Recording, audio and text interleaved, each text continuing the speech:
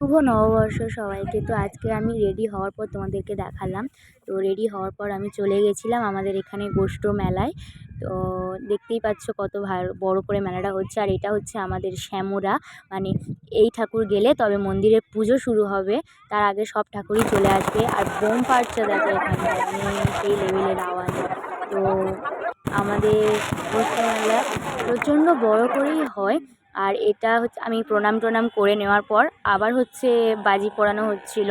তো বাজি কন্টিনিউই পোড়ানো হচ্ছিল। তো চলো এরপরে বাজারে মন্দিরে যাওয়া যাক। তো বাজারে মন্দিরে আসার পর আমি দেখছি অনেক ঠাকুর চলে এসছে এখানটায়।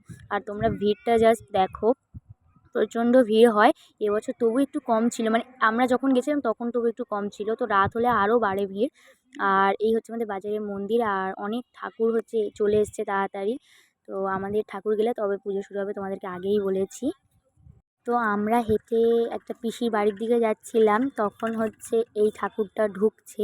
তো খুব সুন্দর করে সাজিয়েছে রথটা, দেখো তোমরা, খুব সুন্দর লাগছিল। তো সববার লাস্টে গেছিলাম আমাদের পুরকাইতপাড়া ঠাকুরটা দেখতে। তো দেখো ফল দিয়ে ফুল দিয়ে সাজিয়েছে, খুব সুন্দর লাগছিল। তো চলো আজকের মতো টাটা।